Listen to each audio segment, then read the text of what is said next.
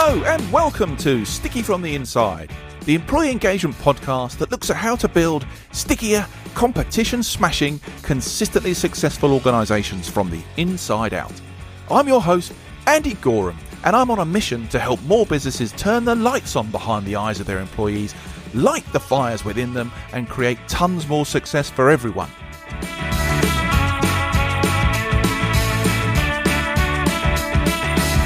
This podcast is for all those who believe that's something worth going after and would like a little help and guidance in achieving that. Each episode, we dive into the topics that can help create what I call stickier businesses. The sort of businesses where people thrive and love to work, and where more customers stay with you and recommend you to others because they love what you do and why you do it. So, if you want to take the tricky out of being sticky, listen on. Okay then, let me start today's show with an observation. Right now, I feel that a lot of us are trying to do the right thing in environments that feel faster, noisier, and perhaps more uncertain than they used to be. Change is constant. We're bored of hearing that, but pressure feels a bit higher, and yet there's still this quiet expectation for some of us, and especially for leaders, that we should somehow have all the answers, be able to keep everybody steady and safe, and yet eke out more productivity and at the same time make it all feel okay. And adding to that mix, we keep hearing these words burnout and resilience being muttered or headlined. And sometimes these references are, I think, helpful. Sometimes it's really well-intentioned, but sometimes I think it lands as sort of, you should really be able to cope a bit more, push on through, not make a fuss, and stop worrying about feeling pressured. It's just normal. And for me, that's where it starts to get a little uncomfortable. Because I think resilience as a topic, done badly, can sound like endurance or coping. And that is not the same as learning, growing, feeling supported, especially when the world around us isn't exactly calm or predictable right now. So what I want to explore today is a very human take on this, no surprise, but one that puts performance and leadership, particularly the relationship between line managers and their teams, right at the centre of the conversation around resilience. Because for most of us, our experience of work, pressure and change is shaped far less by big, lofty people strategies and idealisms, and far more by how our manager shows up with us every day. Now, to help me pick through all that lot, my guest today is Russell Harvey. Russell, who's often referred to as the resilience coach, has spent many years working with leaders and organisations navigating uncertainty and change, but with a very clear line in the sand. Resilience shouldn't mean putting up with the unacceptable or asking people to be endlessly tough. He's passionate about helping leaders and organisations build the conditions where people can learn, adapt, and move forward, not bounce back to some imagined halcyon version of how things used to be. So today, we're going to explore what resilient leadership really looks like. Because when we remember, work is still, at its heart, a very human experience. And I'm really looking forward to this conversation. Russell, welcome to the show, my friend. Thank you, Andy. What a superb introduction. Absolutely brilliant. You've just explained, huge amounts of how I think and feel about the world. So thank you. Appreciate that. I could just listen to that. Yes. Right. I just literally want to say, right. So have you got that, everybody? Right. Crack on. That's what it's about, Listen, I am all ears, mate, when it comes to this topic and listening to what you've got to say. I know this is your passion. This is your sweet spot, right? This is what you love to do. I'm very keen to understand your take on it. I love this concept that I've read about you, about this, not bouncing back, but springing forward. And I'm sure we'll dig into some of those things as we go forward. Before we dive headlong into the conversation, do me a favour, my friend. Just give us a bit of a better introduction to you and where your focus is right now. Yeah. So I think partially the way I was born, I've always been fascinated by human behaviour and why we do the things that we do and why we don't do the things that we do and what that's all about. That's just fascinates me all day, every day. And I think once again on reflections, it's like I've always been on this in relation to work. Mm. I've always been on the search for something. And, I didn't quite know what it was until it materialized, Yeah. essentially. And partially it materialized a lot in my last permanent role, which was the co-op group, which led to the resilience coach being born. Mhm. So I might come back to that at some stage. But it was essentially what I now know was what I was searching for is the right environment to thrive. Essentially, the right environment for me to be at my best, the right environment for me to be respected. But then actually, the majority of the organization that was part of was also trying to do the same. Yeah. I realized that what I was searching for, for a long time, people would say, what you're searching for doesn't exist, Russell. Stop it. Don't be stupid, Thankfully, I have seen it happen, and been involved in some places of actually making it happen, which is really good. And then an awful lot of a career of banging my head against a brick wall of like, oh, for goodness sake, am I shouting into the void? But let's go where I can be heard. So that culminates in, focus right now is my purpose. One of the dimensions of being resilient is having a purpose. So my purpose starting in 2026 is to be championing businesses to be a force for good. Mhm. And that is, as you mentioned in your introduction, that is all about every single line manager relationship everywhere. How can we make it as good as it can be in relation to what does it mean to be a resilient leader and, how to lead yourself and others well in a full on mad bonkers crazy well. So, from chairperson to CEO to a first time line manager, it's like, okay, let's be really clear about what you can do in your bit day by day, hour by hour, that when you ask people, how are you? They can give a decent answer of, yeah, and do you know what? I'm all right, actually. And I mean, that is as purposes go, that's pretty full on, right? That It's good. in our line of work, that's a quest, Yes, it and is a bit. isn't it? Yes. But I think I can already tell, when you're working on that quest, right? When you get to kind of really be on the battlefield of these things, that's when it feels great, right? When you can see these things land, when you can see someone be positively affected by that, when you can see organizations click and get it and things kind of change. That's a wonderful thing to be part of, isn't it? It is. It is. And that positively affect, you might have, picked up on it, is that was my previous purpose for about 7 years. Positively affect 100,000 people, by the year 2025. And the middle of last year, achieved it essentially, Amazing. which was light bulb moments, Yeah, yeah, which yeah. is just everywhere you go, people went from, this is, God, this is hard work to, aha, it doesn't have to be like Mm. this. And I can actually do something about it. So yeah, it is. It gives me a warm and fuzzy feeling. And why wouldn't you want to wake up each day and try and look for warm and fuzzy feelings? Listen, I'm pretty much convinced at the end of this conversation, listening to you, there'd be plenty more people thinking about, hey, yes, we could do something. So let's have a look at that. I often make the mistake in these episodes of getting all excited and crashing into various areas and then going, oh, halfway through, should we define some stuff first before we start? So I'm going to try and be good today. Okay. I'm going to try and be logical and structured, even though I'm excited. Let's start right at the beginning for me, because I'm interested to hear your definitions of these things, because I think it does get played all over the place in different ways. So for you, define what resilience really is. And then if you could, on top of that, just what resilient or resilient leadership Yeah. looks like too. Those two things would be great to start with. Absolutely, yeah. So I define resilience as springing forward with learning.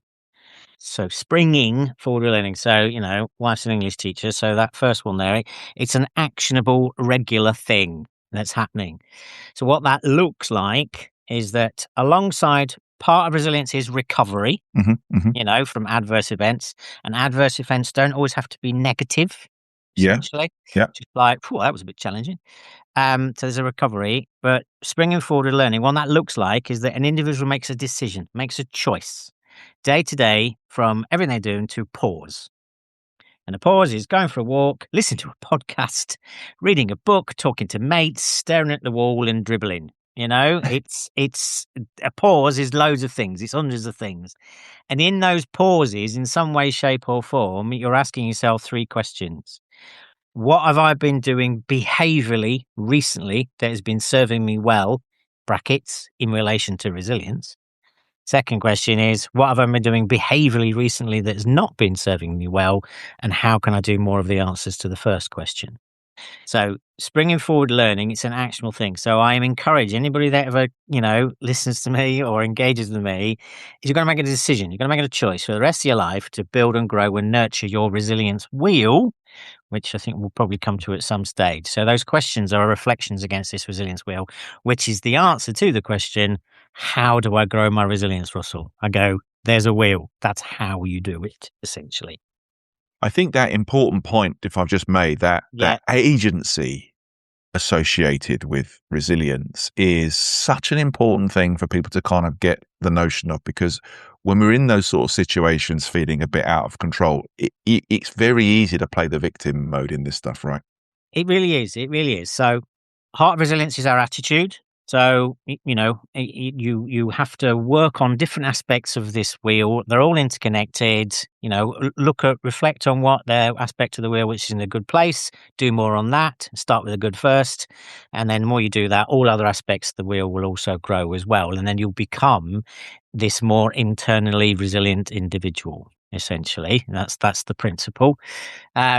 And then resilient leaders, they do 3 things that they have to, they understand that there are 3 things they are responsible for. Mm-hmm. So the first one is to delegate brilliantly to their people's strengths and remove blockages to their people performing. That is the first one. The second one is to build, grow, and nurture a resilient team.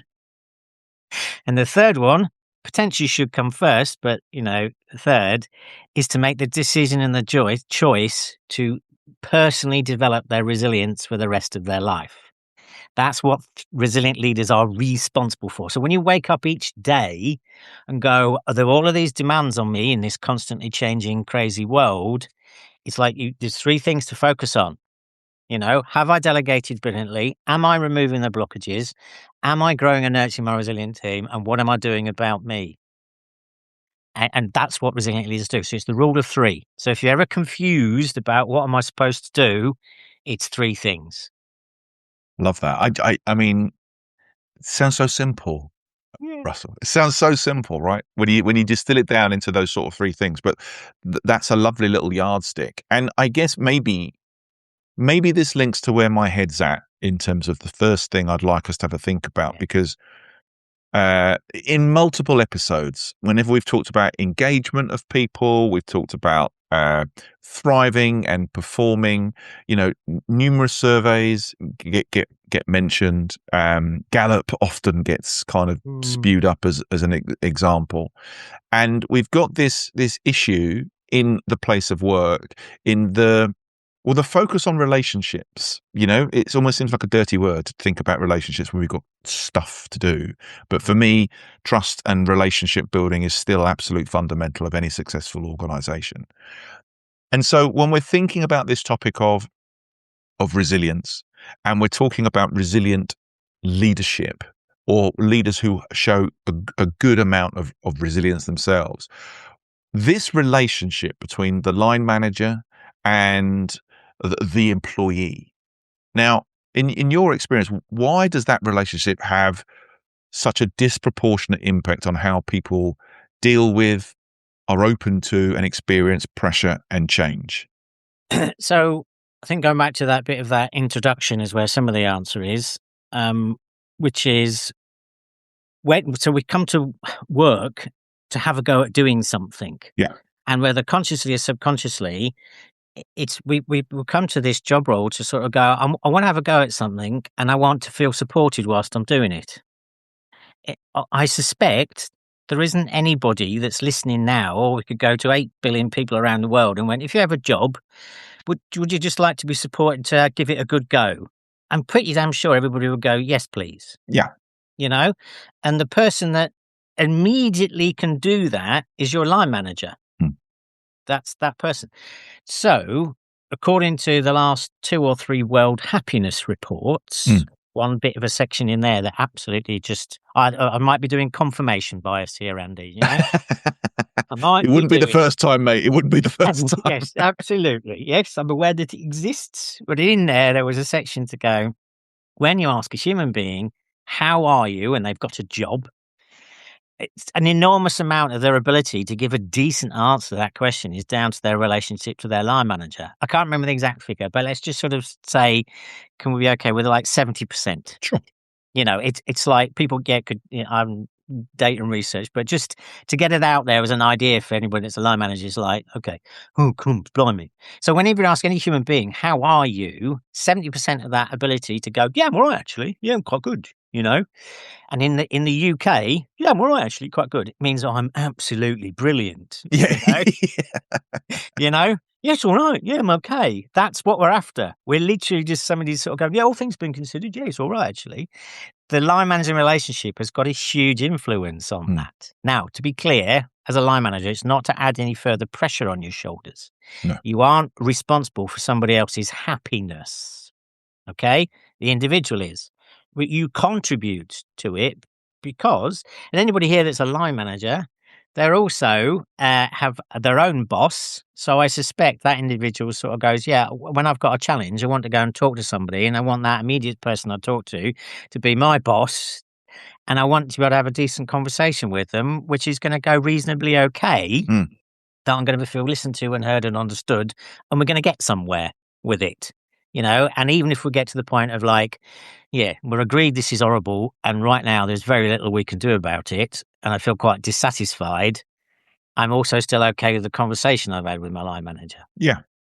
Yeah. I mean, that's a big difference, isn't it? Because in that conversation, even with dissatisfaction Yeah. or disgruntlement or frustration going on, you're moving, I guess, from a cynical, resigned thinking perspective. Oh, there's bugger all I can do about it.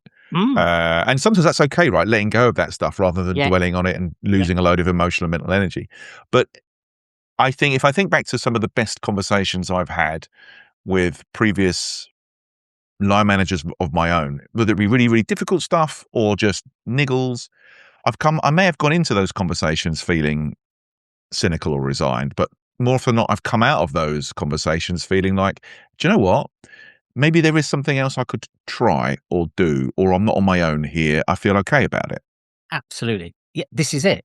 Totally. So, one of the things that's coming up for me right now is optimism. I talk a lot about the word optimism. So, once again, to shift away from any idea of talking about resilience in a toxic way. So, not a fan, toxic positivity or toxic resilience. Optimism is grounded in reality. So, a skill set of line managers, optimism, to have an optimistic conversation requires emotional intelligence and compassion and empathy. And whether you were born with these, the degree to which you're born with these or not, you can still do them, you know? 100%. Yeah. Yeah. Yeah. Yeah. And you know, the whole how you're born is how well you can naturally do them. As we all know. So optimism is grounded in reality. So it's about being able to have a conversation that if the reality is, oh my God, this is horrible. This is truly the size and the scale of the challenge and what we've got to do. Oh, blimey, you know, Yeah. it's not good, you know? So that's to be able to have that conversation and it not permanently go into the depths of despair. Okay, but it is held well. But then what's also grounded in reality is right now, what's good about us, what's right about us, what's our current levels of resilience, what's our current skills and experience and behaviors and attitudes and knowledge and team and experiences. That's the reality now.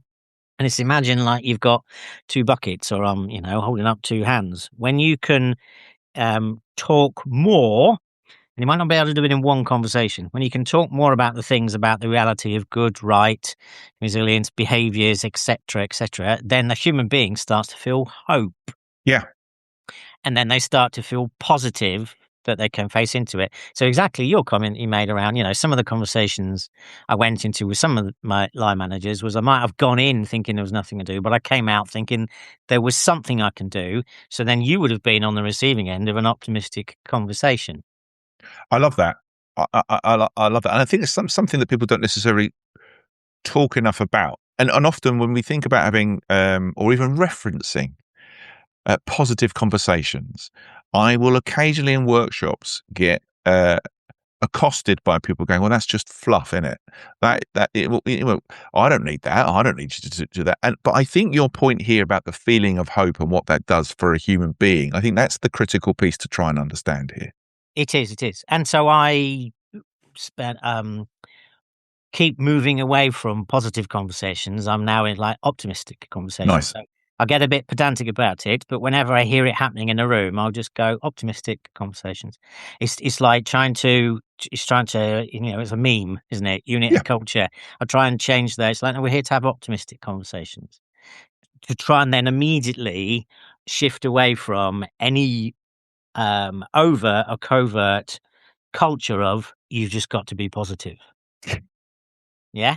Yeah. I mean, you've used the word toxic already. Well, we will talk, I think, about some of that toxic, but toxic positivism is just as bad. I think that's why that reframing of optimism Yeah. is great. What could we do? What is possible? Not, oh, look, we could do all these amazing, wonderful things that are not grounded in any sort of reality at all. I think that's a lovely reframing.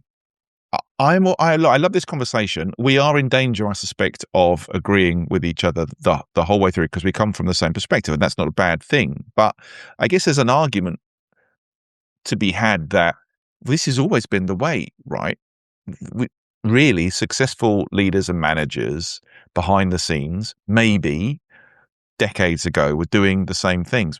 Maybe not. Maybe business was different. Maybe there was a different focus. Maybe there certainly was a place at the time for the Jack Welches of this world who may not have put so much stead in this sort of stuff. Mm.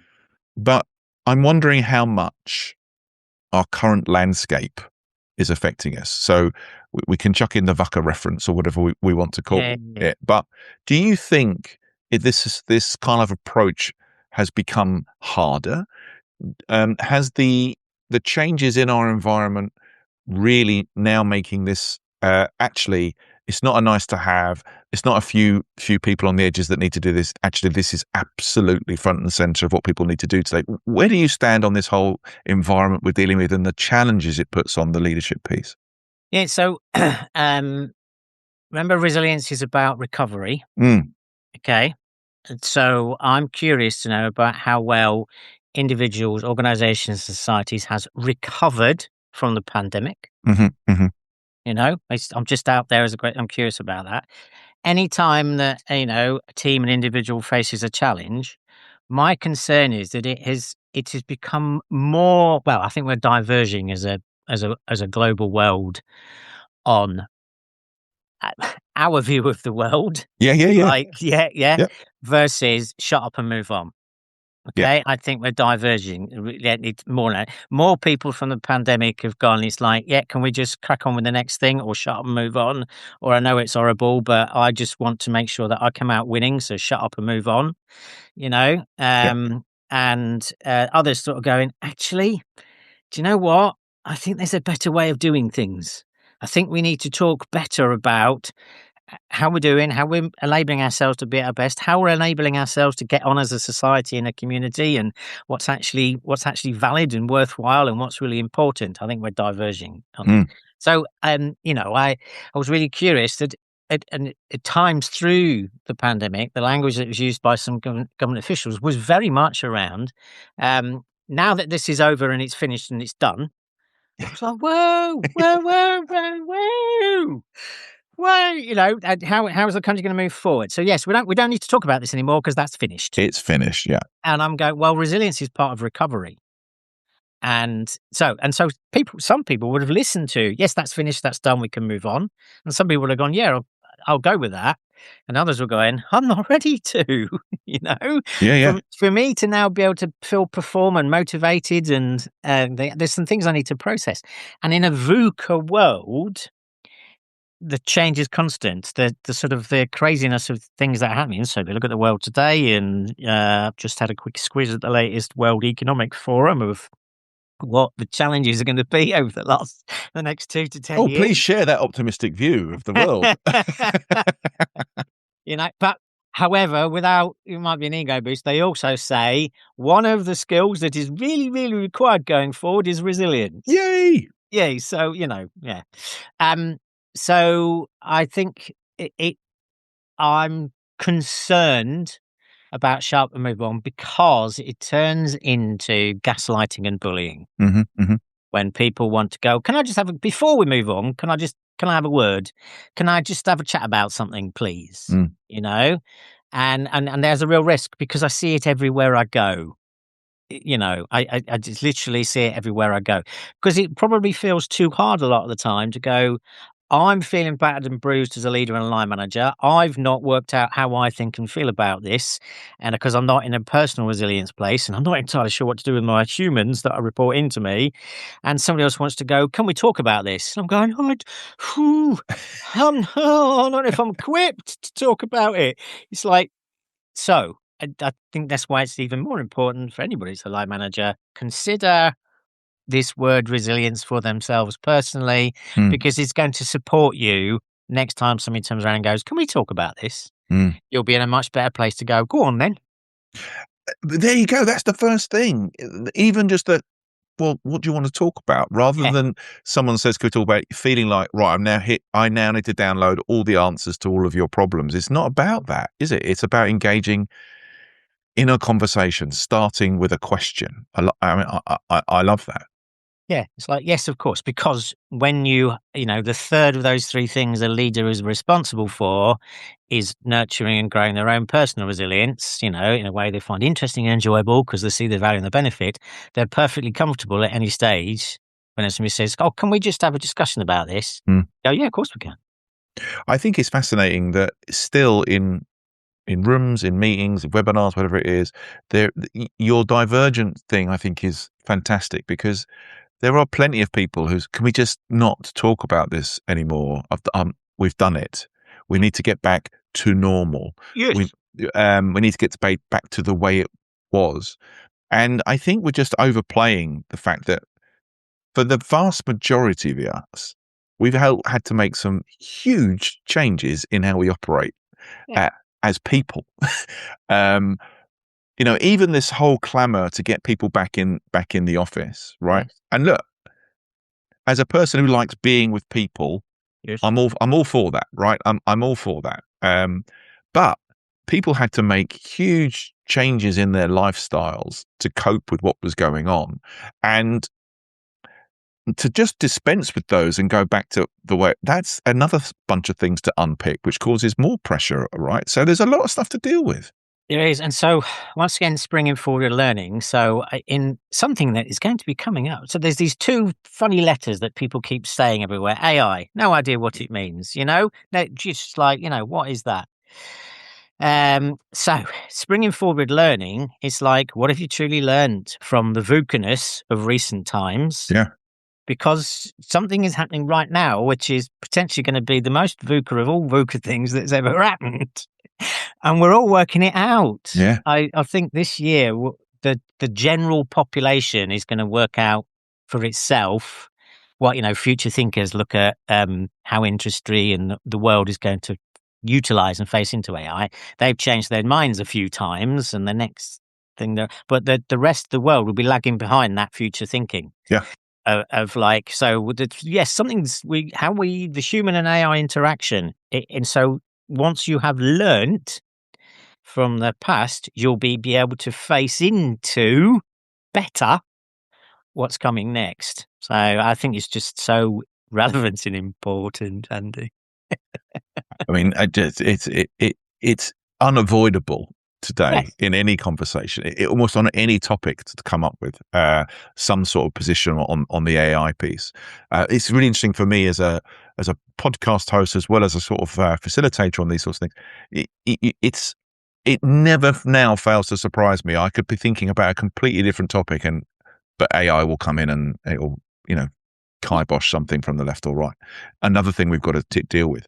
I am keen to kind of like just dig into this resilience wheel a Yes. bit, but maybe I don't know whether this is the right preface or not, Russell. So you tell me. But I also want to reference the toxic resilience piece, right? Because I think I'm sure you're spearheading it, but there seems to be a bit of a need to reclaim what resilience is really, really about. I know you're on that quest, and trying to move away from that toxic thing around endurance or putting up with stuff or being a good sort, and just getting on with stuff. And then maybe how the resilience wheel can help us like reclaim, recenter, and get back to what we need to be doing. Yeah, so I feel like I'm on a mission on a few different things. So bounce back is in all the terminology Mm. that's out there, and you mentioned it, I think, in your sort of your intro. So if we link a few different things Yeah. here, so the VUCA thing is change is constant. So do some research and really understanding what that means, because we will never go back to how it was. We're only ever going to move forward into something. you know and so what do you want to take with you Yeah. through this journey through life, so that you can, the most of the time somebody asks how are you, you can go, yeah, I'm all right, actually. Yeah. There's loads going on. So hopefully that doesn't sound toxic to anybody. So we don't want anybody to sort of, when they go, oh, can we have a word about it, somebody does the finger pointing of like, you just remember, you just need to be resilient. you know so that's not what I want anybody to do essentially around this. So you know the benefits of being resilient, in, you feel listened to, you feel heard, you feel understood, you feel as though you're valued, you feel like you're being allowed to sort of play to your strengths, you genuinely feel a social connection to the team that you are part of, you feel part of something. There is a belief in like a higher purpose. There's somewhere in there where you sort of go, do you know what? I'm part of something. Mm. Essentially, that's one of the many intentions around the resiliency piece. And so, really quickly, I know you'll ask details at the end, but it's on the website. It's built upon research. If anybody asks me the question, so Russell, how do I build my resilience? I go, there's a wheel. It's got 7 things on it. It's essentially 7 words, maybe 8 words. So, heart resilience, our attitude, settled way of thinking, feeling about life. Then resilient people have a purpose. So I've talked about mine. There is the word confidence. Okay. And if there's time, I would like to put another bit of challenge down there around imposter syndrome. Yeah. Brilliant. That's something that worries me. So confidence is one of the words. Adaptability is one of the words. Openness to change, but not necessarily doing it. So there's a difference between adaptable and agile. Then there's your whole support network. Who have you got in your life that supports you? And that's the original research from Robertson Cooper. And I've added 2 more, which is meaning, which is our internal storytelling. Yep. Okay, so how it's our self-talk, how we tell the stories of our lives, which is the answers to the question, how are you? How's the project going? How's your life? How's the team?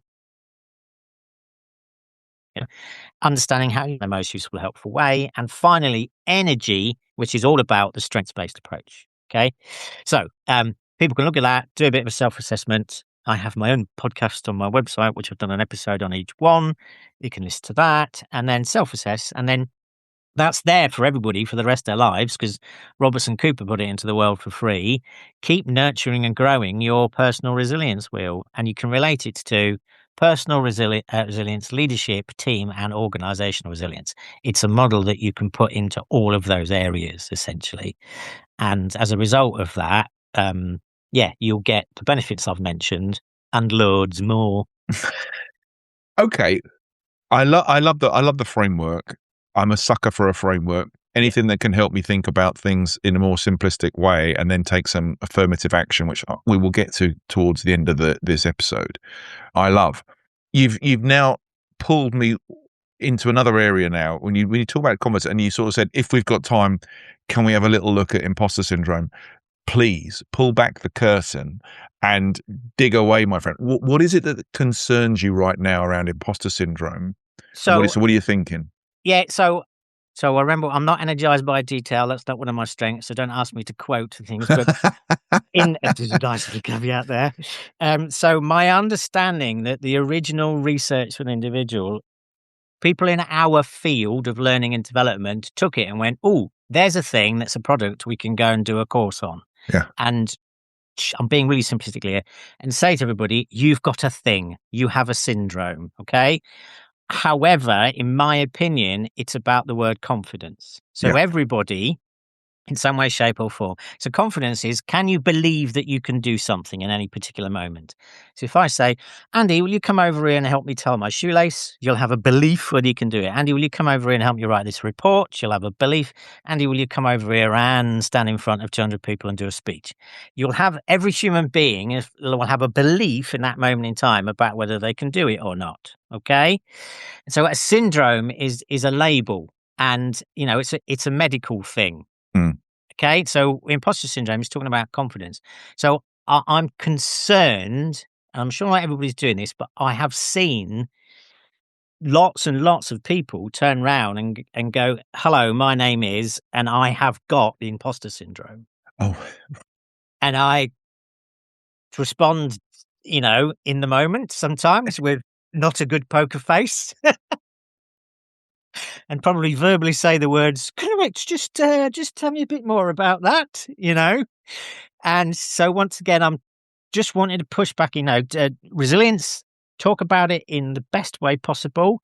Be mindful of labeling yourself with something, because we all have confidence. So one of the dimensions of resilience is knowing and understanding what it is that enables you in your life in a particular moment to hold the belief that you can do something yeah, or yeah, yeah, not. Yeah. yeah, yeah. So, please be mindful of imposter syndrome. I think that's fantastic take. I mean, it's a conversation that comes up in a lot of workshops that I end up running. Yeah. And I think the topic of imposter syndrome can be really useful for helping people get out of their own way in a Yeah. lot of instances. Because I'm with you. Whether we get into the absolute detail of confidence, capability, and intelligence, and our own belief about what levels we've got compared to everybody else, very often two things are at play. We're setting ourselves unrealistic expectations on those things. And maybe lesser extent, the environment we're working in or the people that we're working in are causing us to kind of distort what the reality of these things really is. And it's been a sort of a topic of this conversation today. I think it all comes down to agency. For me, the labels, they're not useful going forward, but they may be useful in helping someone understand what they're feeling.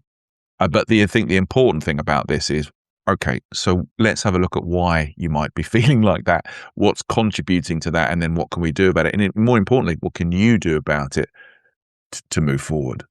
This is it. And that is backed up by sort of evidence. So one of the other things, I talked about the three things that, leaders are responsible for. Mm. There are also six other things where they sort of say that this is leadership role modeling, resilient leader role modeling, and things. So actually, you role model personal resilience yourself. You demonstrate it. You essentially rock up to work in your own way possible, showing your resilience wheel to everybody else. And what you're doing about it. So you role model it essentially. And there's a couple of instances where you do purpose and agency. You support the individual teams. So you support the team and you support the individuals around purpose and agency. And then one of the other ones that might be one of my sticky notes Oh, yes. is committing to sustainable work practices. Okay. Unpack that a little bit for me. Well, so it's really interesting. You stand in a room full of people and I'll say, right, there's three things, and then they stick six things, leadership role modeling, and we talk about role modeling it, purpose and agency, and everybody starts nodding. And then the one that just happens to be six is commit to sustainable work practices. And then the room stops nodding. And they look at you differently, because the first five, I know I've not done all five, but the first five, they just nod and go, yeah, get that, can see that, yeah, yeah. And the sixth, they go, Yeah. I've got to do something. What? Oh, we're not. Oh. Now that links to the first of the three: delegate brilliantly and remove blockages to your people performing. So another linkage here. So committing to sustainable work practice links to removing the blockages to your people performing, because what that means is, as a resilient leader, at some point, you're having a coaching conversation with your individual and they go, it doesn't matter how many times you ask me, boss, what I can do about this. We've come to the point where it's in your gift. I can't do anything about it. You're more senior to me. It's now your responsibility to go to your peers or up throughout the chain and go, my people can't perform because something is wrong in the organization. Mm. And I now need to take responsibility to take this outside of this conversation and go, hey guys, we need to talk about this. Okay. And so one of those things, which is in the world diverging, the organizations have moved away from committing to sustainable work practices. They just keep going on the do more with less and Yeah. toxic resilience. Whereas the resilient leader goes, no, this is unsustainable to do it this way, Yeah. because we're not going to be able to, we won't survive as a business, we won't thrive, we won't adapt unless we challenge the fact that this isn't working. Mm. Okay. Our people cannot keep doing this for this period of time, essentially. And I was listening yesterday on the radio. No, we've only got a couple of minutes, yes, but there's a midwives report coming out. And as I was listening to yesterday, that was just an horrific example of asking people to commit to unsustainable work practices for decades. Okay. And so, fingers crossed, there's a report going in that's going to get listened to go, this, we can't keep doing this. Okay.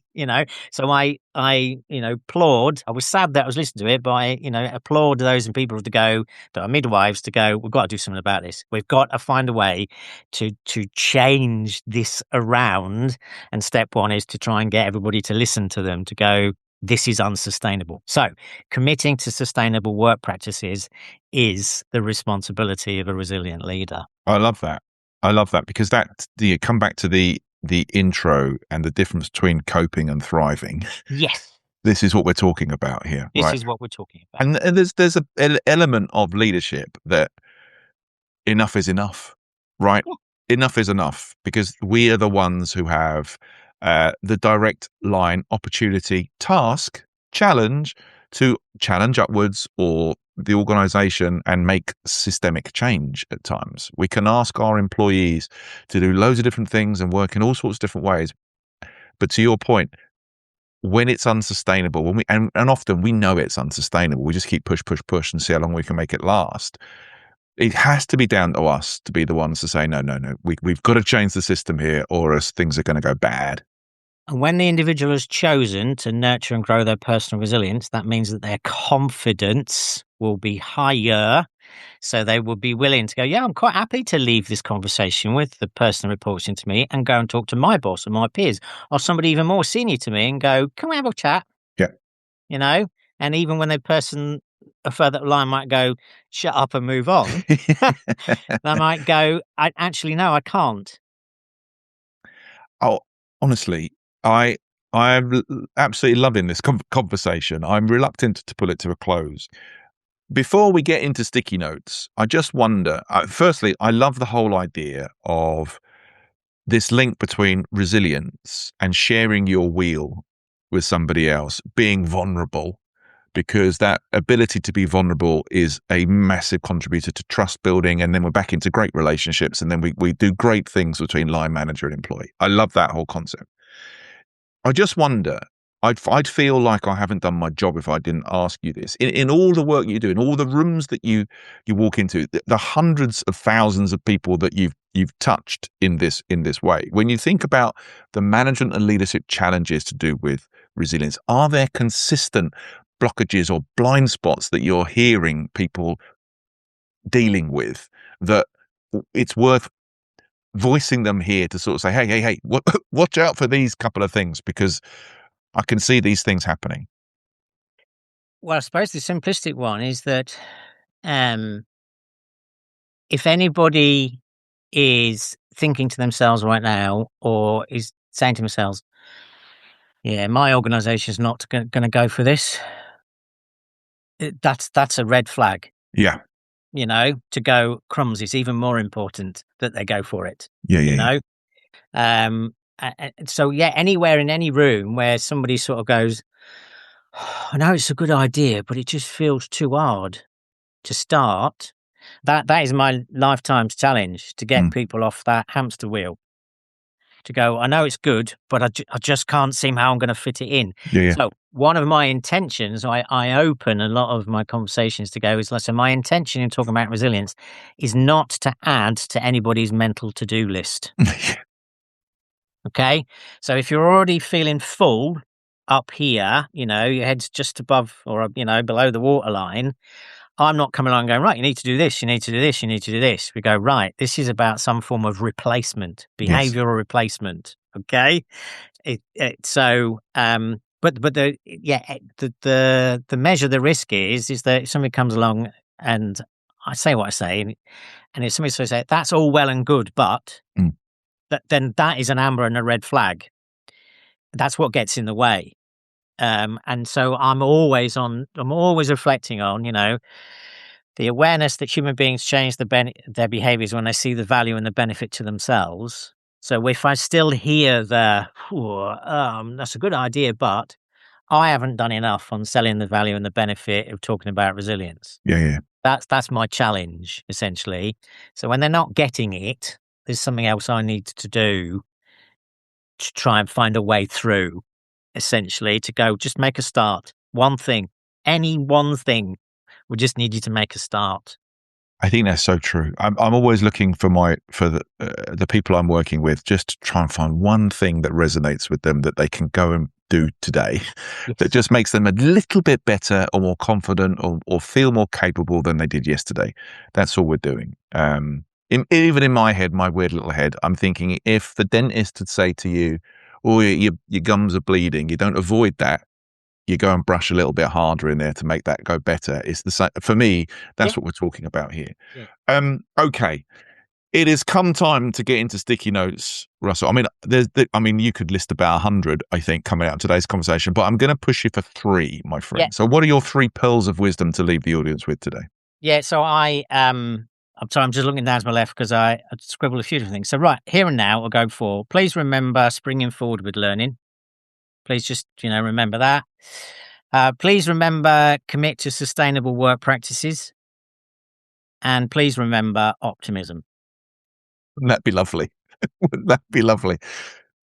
Cracking sticky notes there, my friend. So look, I have absolutely loved this conversation. It's been an absolute pleasure to meet you. And if people want to find out a bit more about you, about your programs, all that good stuff, the resources, where should they go? Where can they find you? So the website, theresiliencecoach.co.uk, it's essentially on there, and I'm on social media with all of the same things, essentially. So, The Resilience Coach, and you'll find us, essentially. And it's all on there. There's about 180, 200 blogs, Just a couple to kind of go to. There's stuff on there, writing magazines, all that sort of stuff. Brilliant. Well, I'm going to put as many of those links as I possibly can in the show notes so people can easily find you. Russell, this has been an absolute joy. Thank you so much for spending time with us today. I really, really appreciate it, my friend. Likewise, thank you for being such a great host, Andy. I appreciate it. Oh, bless you. You take care. Okay, everyone. Well, that was Russell Harvey. And if you want to find out a bit more about him or any of the topics that we've talked about today, please check out the show notes. So, that concludes today's episode. I hope you've enjoyed it, found it interesting, and heard something maybe that will help you become a stickier, more successful business from the inside going forward. If you have, please like, comment, and subscribe. It really helps. I'm Andy Goram, and you've been listening to the Sticky from the Inside podcast. Until next time, thanks for listening.